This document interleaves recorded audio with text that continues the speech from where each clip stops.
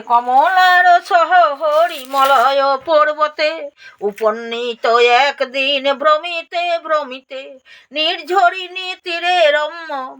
বেদি পরে বসি কৌতুকেতে নারায়ণ কন মৃদু হাসি বল মোরে প্রাণেশ্বরী সত্য বিবরণ অচলা রূপেতে থাকো কাহার ভবন চঞ্চলা তোমার নাম জগতে প্রকাশ কহ কি সে অচলা হয়ে কর বাস লক্ষ্মী কন মৃদু হাসি শুনো নারায়ণ না বুঝে আমার নিন্দা করে নারগণ সকর্ম দোষেতে লোক লক্ষ্মীহীনী হয় চঞ্চলায় আমারে তারায় কারণে কয়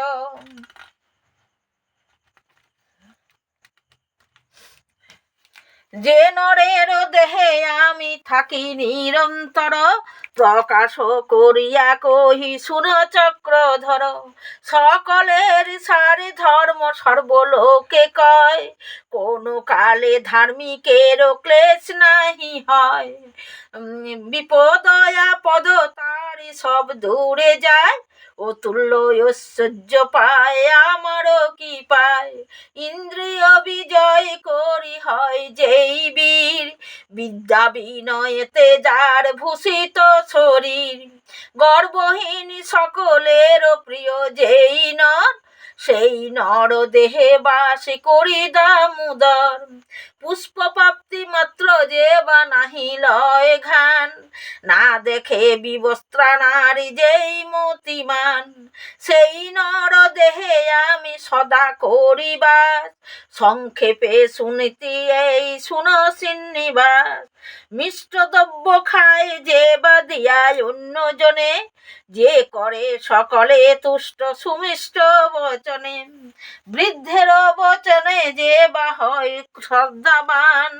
না কহে অধিক বাক্য যেই বুদ্ধিমান যতনে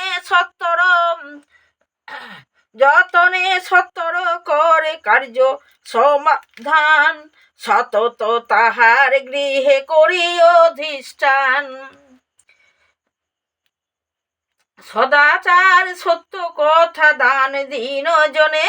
মহাগুণ বলি হা জ্ঞানী গণে গণে ভাগ্য গুণে এই তিন গুণ যে বা পায় সম্পদে বিপদে আমি দয়া করি তাই সদা শুদ্ধ দেহ পরে নির্মল বসন পরিমিত ভোজ্য দ্রব্য করে যে ভোজন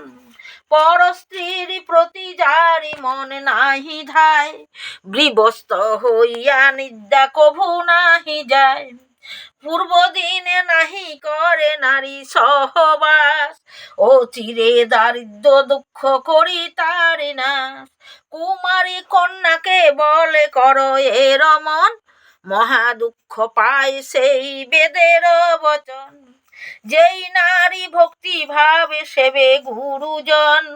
স্বামী পদে মতি যার পার্বতী সমান স্বামী সেবা করি করে প্রসাদ ভক্ষণ কভু না লঙ্ঘন করে পতির বচন আনন্দে তাহার গৃহে থাকি সর্বক্ষণ সত্য সত্য সত্য ইহা যেন নারায়ণ শান্ত নম্র অতি ধীর স্বভাব যাহার স্বামীর অগ্রেতে যেই না করে আহার শুভ্র বস্ত্র যেই নারী করে পরিধান তার গৃহে থাকি আমি শুনো নারায়ণ দক্ষিণ পশ্চিমী মুখে দাঁত মাঝে যেই ক্ষণতরে তার গৃহে আমি নাহি রই বহু ভোজন করে আর করো এ ঝগড়া ভোর বেলা নাহি দেয় গোবরের ছড়া না দেয় প্রদীপ যে বা প্রতি সন্ধ্যাকালে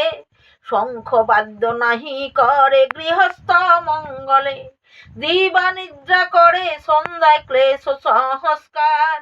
তিলেক তাহার গৃহে রহিনা কোয়ার বেলা হলে শয্যা ছাড়ি উঠে যেই নারী ছাড়ি আমি তারে সত্য শুনো হে মুরারি বাসি মুখে রহে আর বাসি বস্ত্র পরে, স্নান করে তেল মাখে গাত্রবাদ্য করে, পতিতে যেই নারী ভজে উপপতি, এলো চুলে থাকে সদা খুঁড়ে নখে কৃতি, স্খলিত বসনে রহে লজ্জা পরিহরি, তার গৃহে ক্ষণ তরে রহি না কোহরি, ভূমিতে বসিয়া যে বা করো এ ভোজন, ক্ষণকাল নাহি থাকি তাহার ভবন, বিবসনা হয়ে করে যে নারী শয়ন, গুরুজন হেরি লজ্জা না করে কখন, আত্মীয় বন্ধুর সহ কলহ যে করে, কভু ভুলে নাহি যাই আমি তারি ঘরে, ক্রোধ ভাবি কুরমতি পতি বশতরে,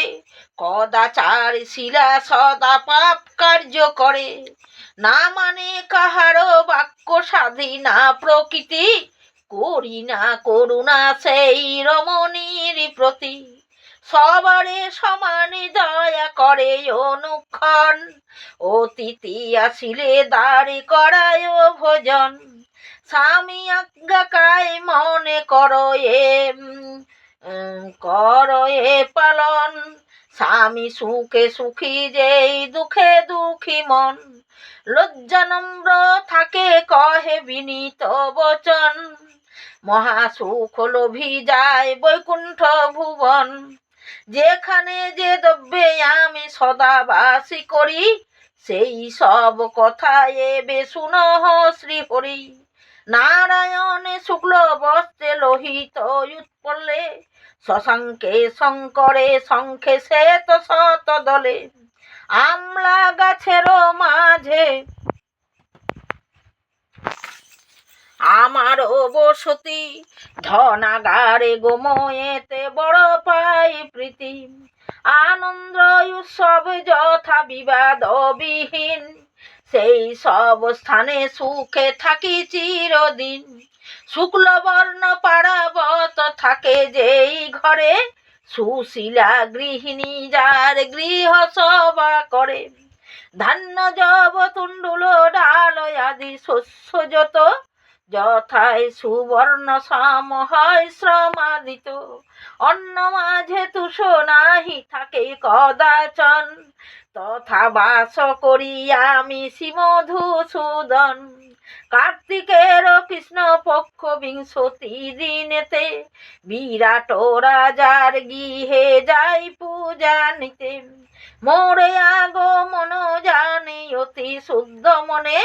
গুরুবারে পুজিলে কয় অষ্টমী রক্ষণে, ভক্তিযুক্ত হয়ে পূজে বিরাটের রায়, ও তুল্য ঐশ্বর্য বাড়ে আমারও কি পায়, তথা হতে পূজা নিতে যাই সখী শোনে, প্রতি গৃহে যথা সবে পূজে ভক্তি মনে। লক্ষ্মী নারায়ণের কথোপকথন সমাপ্ত।